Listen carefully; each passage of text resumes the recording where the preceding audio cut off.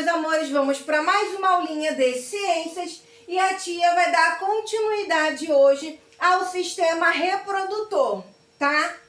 Hoje nós vamos falar como gêmeos são formados. Gêmeos são dois ou mais irmãos que nascem de uma mesma gestação, podendo ser idênticos ou não. Os gêmeos podem ser univitelinos ou bivitelinos, que é a mesma coisa que fraternos. Os univitelinos são idênticos e possuem o mesmo gênero. Então, quando a gente vê uns gêmeos, que é dois meninos ou duas meninas e que são idênticos, nós chamamos de univitelinos. Os gêmeos fraternos não se assemelham muito entre si e podem ser do mesmo sexo ou não. Univitelinos tem que ser do mesmo sexo, duas meninas ou dois meninos idênticos.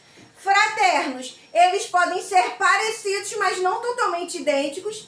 Eles podem ser parecidos e tanto pode ser um casal, como duas meninas ou dois meninos, tá? Esses são os fraternos.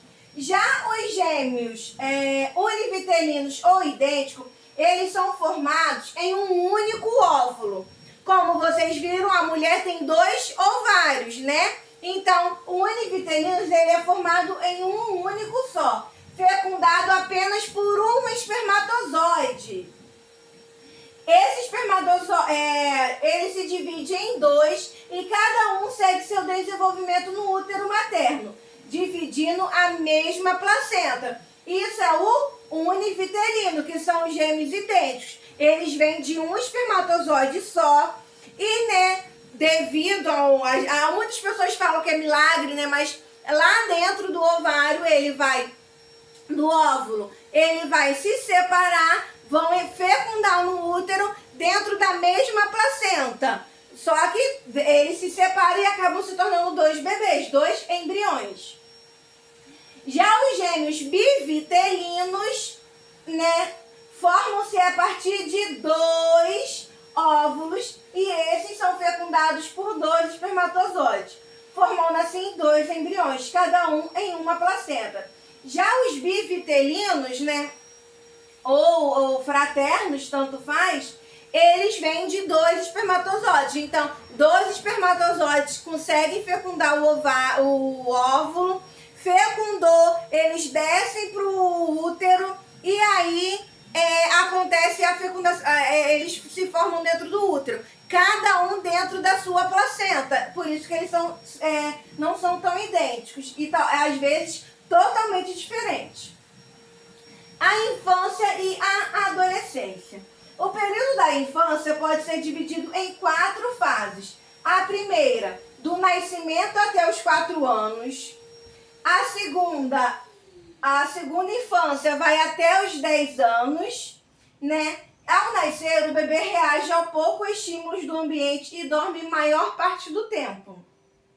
Ele está começando o período da infância. À medida que seu sistema nervoso completa o desenvolvimento, o bebê senta e engatinha. Fica em pé, anda, pede para ir ao banheiro, né? Pode até aprender a nadar. Ou seja, ele adquire o controle sobre o seu próprio corpo. Isso são os processos que eles vão sofrendo até completar os 4 aninhos, tá? Tocando nas coisas, cheirando, olhando tudo, né? Ele tem essa curiosidade porque eles estão conhecendo o mundo, então é tudo novidade para eles. Conforme aprende a falar, a criança dá nome aos objetos. Ela é muito curiosa, interessada em saber a experiência de tudo, perguntando, brincando, vai aprendendo as regras da convivência. A infância é um período muito importante na formação de um ser humano.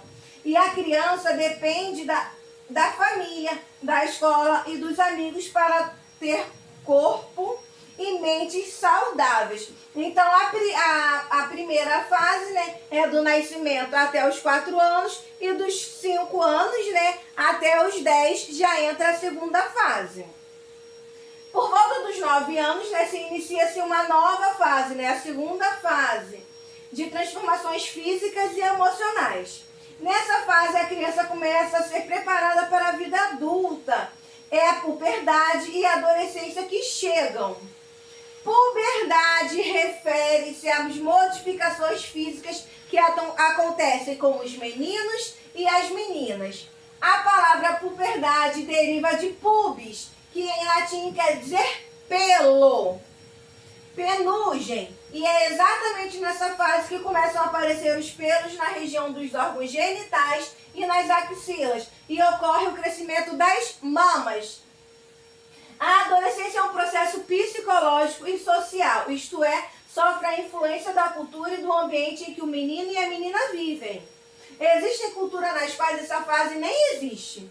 A passagem da infância para a fase adulta costuma acontecer por meio de um ritual ou rito de passagem, com cerimônias, atividades e festejos. Isso dependendo de cada cultura, tá? A nossa não, a gente vai crescendo, quando vê já estão elas e os meninos começam... Então vamos lá. Como que são essas mudanças nesse período de puberdade para os meninos? Cresce pelo no rosto, no peito, ao redor do pênis também cresce pelo, nas axilas, nas pernas, nos braços. A voz dos meninos começam a engrossar, a musculatura dele aumenta, cresce o corpo e ocorre a primeira eliminação de esperma. É quando os meninos já começam a liberar o esperma. Então, meninos, vocês estão entrando nessa fase, né? Dos 10 anos, aí alguns com 10, outros com 11. Então, vocês, meninos do 5º ano, encontram-se, né, alguns já nesse período de puberdade.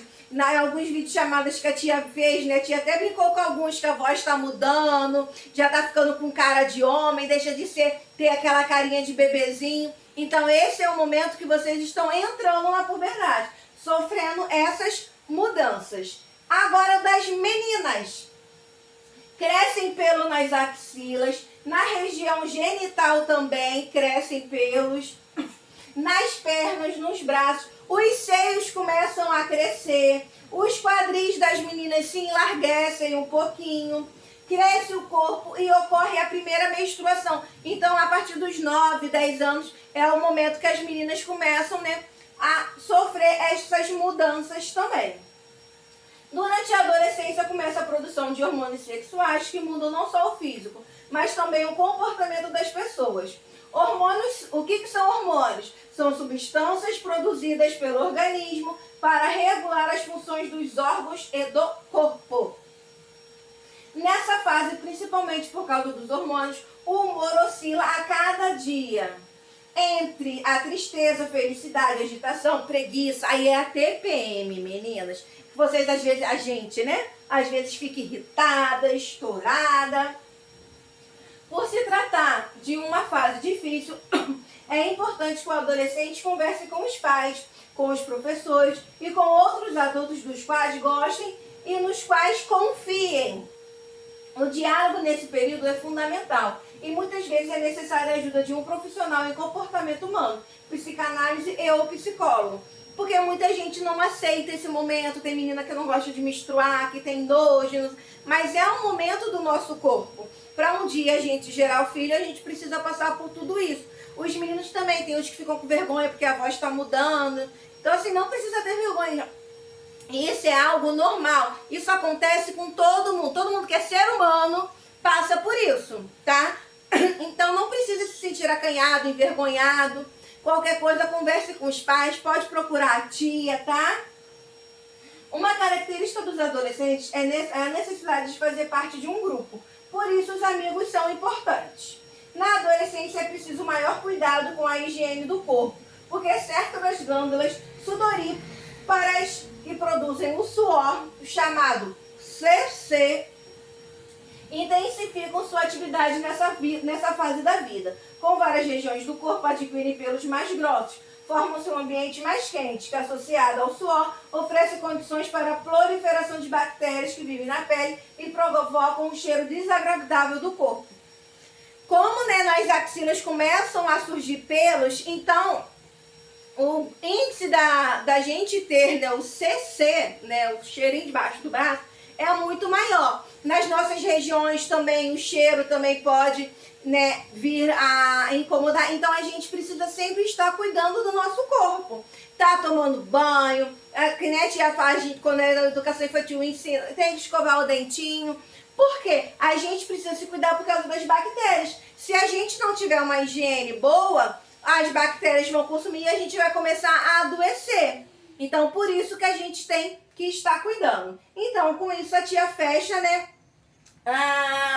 o capítulo, né, falando sobre o sistema reprodutor. A atividade que vocês vão fazer é 335, 336 e 338. Tudo está relacionado ao que a tia acabou de falar, tá? E nós também, a tia colocou uma apostilazinha de ciências, tá? Na número 1 vai colocar V para verdadeiro e F para falso. Na número 2 vai ligar corretamente em relação a isso, tá? As mudanças que aqui vocês sofrem, nós sofremos, quando meninos e meninas. Então, V qual é e vai ligar corretamente. Número 3, vocês vão responder. Aonde o embrião se desenvolve? Onde são produzidos os óvulos? Então, está bem facinho. Pintem todos os desenhos e coloquem nome completo nas folhinhas. Prestem atenção como que abreveia o nome quem tem um nome grande, hein? Sabe que só pode abreviar o nome do meio. Então, esse é o nosso exercício de hoje. Um beijo e até a próxima aula. Tchau!